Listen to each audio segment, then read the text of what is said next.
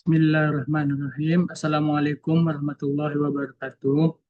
Perkenalkan, nama saya Bayu Fadilah, mahasiswa Prodi Administrasi Publik, Fakultas Ilmu Sosial dan Ilmu Politik Universitas Andalas dengan NIM 221084105. Pada kesempatan kali ini, saya akan mempresentasikan hasil penelitian skripsi saya yang berjudul Efektivitas Program Pemberdayaan UMKM pada pelaku UMKM binaan di Kota Padang. Penelitian ini saya lakukan di bawah bimbingan Bapak Muhammad Ihsan Kabullah, SIP MPA, dan Ibu Roza Yasmana, SIP MS. Baik, izinkan saya langsung masuk kepada pemaparan. Yang pertama yaitu latar belakang. Kita semua tahu bahwa UMKM adalah tulang punggung perekonomian Indonesia. Secara nasional, ada 64,2 juta unit usaha UMKM yang menyumbang lebih dari 61% terhadap PDB dan menyerap 97% tenaga kerja.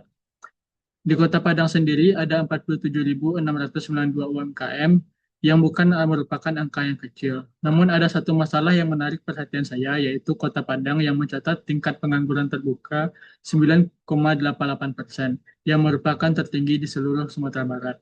Padahal pemerintah sudah menjalankan berbagai program pemberdayaan UMKM melalui Dinas Koperasi dan UMKM selama bertahun-tahun, bahkan diperkuat dengan Perda Nomor 3 Tahun 2024. Pertanyaannya, apakah program itu benar-benar berjalan efektif? Ternyata belum masih sedikit kajian yang mengukur efektivitas program tersebut secara menyeluruh di tingkat kota. Inilah yang mendorong saya melakukan penelitian ini.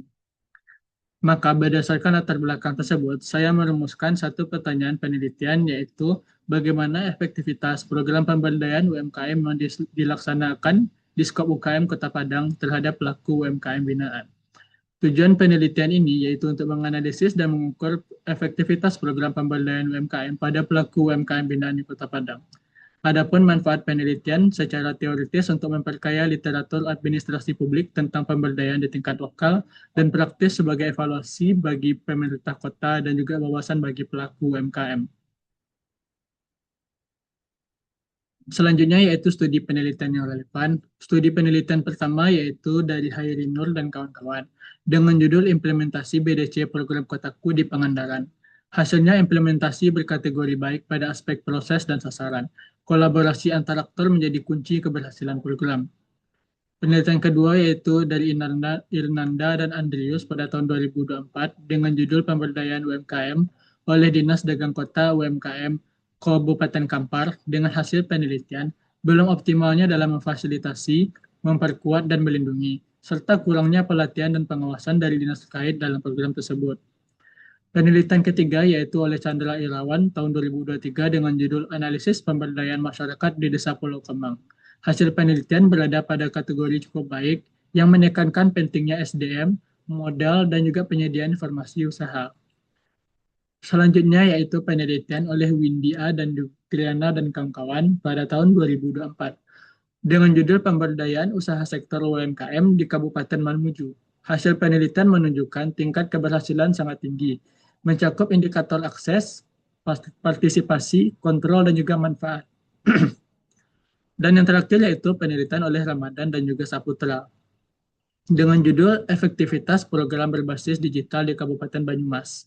Hasil penelitiannya, program berpengaruh signifikan terhadap pendapatan, dipengaruhi oleh literasi digital dan juga intensitas penggunaan teknologi.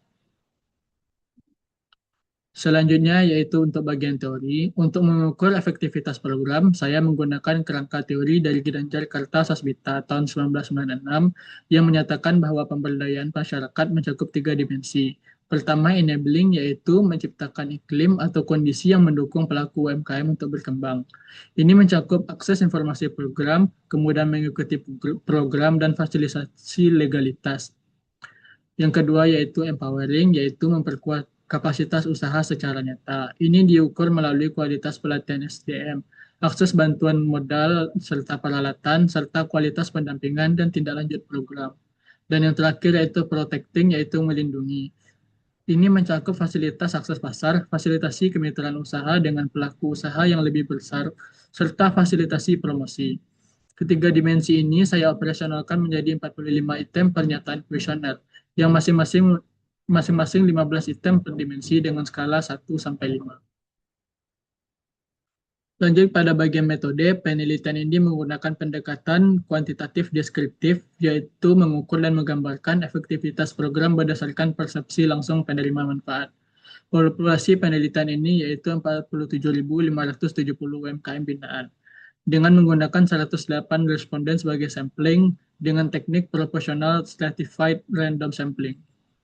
Artinya setiap kecamatan mendapatkan jatah sampel yang proporsional sesuai dengan jumlah UMKM-nya. Ini agar seluruh kecamatan terwakili secara adil. Adapun instrumen yang digunakan di sini yaitu kuesioner dengan 45 item. Saya telah melakukan uji validitas dengan person correlation. Seluruh item dinyatakan valid, serta hasil uji variabilitas hasilnya sebesar 0,939, jauh di atas standar yang berarti instrumen sangat reliable. Analisis data dilakukan menggunakan tingkat capaian responden dengan kategori 80% ke atas disebut dengan efektif, 65-79% cukup efektif, dan di bawah 65% digambarkan kurang efektif atau lebih rendah. Baik, sebelum masuk kepada hasil, saya menggambarkan sekilas bagaimana profil dari 108 responden penelitian ini. Dari usia, mayoritas responden berada di rentang 26 hingga 45 tahun. Dari sisi jenis kelamin, sekitar 60% adalah perempuan, dan tingkat pendidikan terbanyak adalah SMA atau SMK. Dari sisi lama usaha, mayoritas baru beroperasi dari 1 hingga 5 tahun. Dan dari sisi jenis usaha, kuliner dan makanan mendominasi dengan 38%. Diikuti dengan retail, perdagangan 27%, kemasan olahan 20%, serta jasa dan kerajinan 15%. Distribusi sampel tersebar di 11 kecamatan seperti yang terlihat pada bagian slide. Dimensi pertama adalah enabling, yang mengukur sejauh mana program menciptakan iklim yang kondusif bagi pelaku UMKM. Hasil TCR menunjukkan enabling sebesar 81,6%, yang masuk pada kategori efektif dan menjadi satu-satunya dimensi yang berhasil melampaui ambang efektivitas 80%. Jika kita lihat per subindikatornya, akses informasi program 80,7% disebut dengan efektif. Kemudian mengikuti program 80,8% efektif, dan fasilitasi legalitas usaha seperti NIB dan sertifikasi 83,2% juga efektif. Dan ini merupakan yang tertinggi. Ada temuan yang menarik, yaitu legalitas usaha mendapat nilai tertinggi karena hasilnya nyata dan terukur, seperti terbitnya NIB dan sertifikat halal. Pelaku UMKM merasakannya langsung, sedangkan akses informasi yang sifatnya lebih abstrak, capaian ini sedikit lebih rendah. Ini menunjukkan bahwa program lebih berhasil pada komponen yang memiliki luaran formal dan juga konkret. Selanjutnya yaitu TCR Dimensi Empowering. Dimensi empowering mengukur sejauh mana program benar-benar memperkuat kapasitas usaha pelaku UMKM. TCR dimensi empowering sebesar 73,9% masuk kategori cukup efektif atau 6,1 poin di bawah ambang batas. Per subindikator kualitas pelatihan SDM yang terbaik di dimensi ini 78,8%. Kualitas pendampingan dan juga tindak lanjut 73,0%. Akses bantuan usaha dan juga modal peralatan 69,1%. Ini yang paling rendah. Ada kesenjangan hampir 10 poin antara pelatihan dan juga akses bantuan. Artinya program berhasil memberikan pengetahuan, tapi gagal menyediakan sumber daya yang produktif yang dibutuhkan pelaku UMKM untuk benar-benar naik kelas.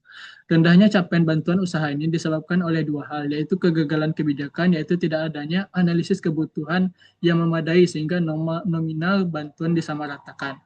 Dan yang kedua yaitu kegagalan implementasi, yaitu proses distribusi yang tidak transparan dan sering terlambat. Ini adalah temuan penting yang perlu menjadi perhatian di skop UKM ke depannya.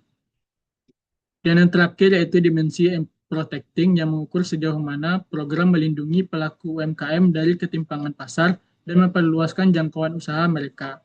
TCR dimensi protecting sebesar 72,7% ini adalah yang terendah dari ketiga dimensi yang dimasuk pada kategori cukup efektif. Per subindikator, baik fasilitas promosi dan pemasaran, fasilitasi akses pasar, fasilitasi kemitraan usaha, di bawah 80% dan merupakan yang terendah dalam seluruh penelitian. Untuk kemitraan usaha, Ketemuannya cukup mengkhawatirkan di mana fasilitasi yang dilakukan pemerintah masih bersifat formalitas saja, sekadar mempertemukan pelaku UMKM dengan mitra potensi dalam forum formal tanpa menghasilkan kerjasama yang nyata dan berkomitmen jangka panjang. Sedangkan untuk promosi, program memang berhasil dalam kegiatan berbasis acara seperti pameran dan bazar. Namun, pemerintah cenderung lebih fokus pada output yang terlihat seperti jumlah stand pameran daripada outcome jangka panjang, seperti stabilitas jaringan pasar pelaku UMKM. Selanjutnya yaitu rekapitulasi seluruh hasil penelitian. Enabling 81,6% efektif, empowering 73,9% cukup efektif, dan protecting 72,7% cukup efektif. Dengan tercari keseluruhan yaitu 76,3% disebut dengan cukup efektif. Dengan demikian, hipotesis nol diterima. Program pemberdayaan UMKM di Kota Padang belum mencapai tingkat efektivitas yang ditetapkan yaitu 80%. Hal ini ditekankan dengan satu hal penting, angka 76,3% bukan keberhasilan yang merata. Ini adalah keberhasilan yang semu yang ditopang oleh performa tinggi dari satu dimensi saja, yaitu enabling. Dua dimensi lainnya justru masih menuntut intervensi dan juga tersebut masih belum optimal. Setelah analisis per dimensi, saya juga melakukan komparasi efektivitas program di antara 11 kecamatan. Hasilnya menunjukkan ketimpangan spasial yang cukup serius. Hanya Kecamatan Pauh dan juga Kecamatan Lubung Begalung yang berhasil melampaui ambang efektivitas. Sementara 9 kecamatan lainnya masih berada di bawah standar. Dan yang paling rendah adalah Kecamatan Bungus dengan TCR hanya 70,1%. Kesenjangan 11,6 poin dari kecamatan tertinggi. Kecenderungan ini bukan kebetulan statistik, mencerminkan bahwa kualitas pendampingan lapangan yang tidak merata, perbedaan karakteristik UMKM, serta keterbatasan akses geografis. Bungus Teluk Kabung adalah kecamatan yang paling selatan dengan kondisi perbukitan yang menantang. Hal ini membuktikan bahwa desain program yang seragam dan sentralistis tidak cukup untuk menjawab keragaman kondisi lapangan di tiap kecamatan. Terakhir yaitu bagian kesimpulan dan saran. Di sini ada 3 kesimpulan utama dan 4 rekomendasi kebijakan. Kesimpulan pertama yaitu program pemberdayaan UMKM di skop UMKM Kota Padang belum efektif secara menyeluruh, dengan TCR 76,3% yang menempatkannya pada kategori cukup efektif. Terdapat ketimpangan struktural antar dimensi, enabling berhasil sementara, empowering dan protecting yang menuntut intervensi lebih dalam program masih belum optimal. Yang ketiga yaitu terdapat ketimpangan spasial antar kecamatan dengan 11,6 poin yang membuktikan bahwa pendekatan program yang seragam masih belum mampu mengakomodasi keragaman kondisi antar wilayah. Adapun rekomendasi yang saya ajukan yaitu pertama di skop UKM sebaiknya menerapkan sistem e-tracking distribusi jadwal agar prosesnya lebih transparan. Yang kedua perlu dilakukan analisis kebutuhan berbasis data di setiap siklus anggaran untuk menggantikan praktik penyamarataan nominal. Yang ketiga, realokasi anggaran secara proporsional dengan memprioritaskan dimensi empowering dan protecting di kecamatan yang tertinggal. Dan yang terakhir yaitu perlu ditetapkan standar kompetensi pendamping lapangan yang terukur, disertai dengan evaluasi kinerja berbasis capaian UMKM binaan. Demikian pemaparan hasil penelitian saya. Saya berharap penemuan ini dapat memberikan kontribusi nyata bagi perbaikan program pemberdayaan UMKM di Kota Padang. Atas perhatian dan mohon maaf atas segala ucapan yang salah. Wassalamualaikum warahmatullahi wabarakatuh.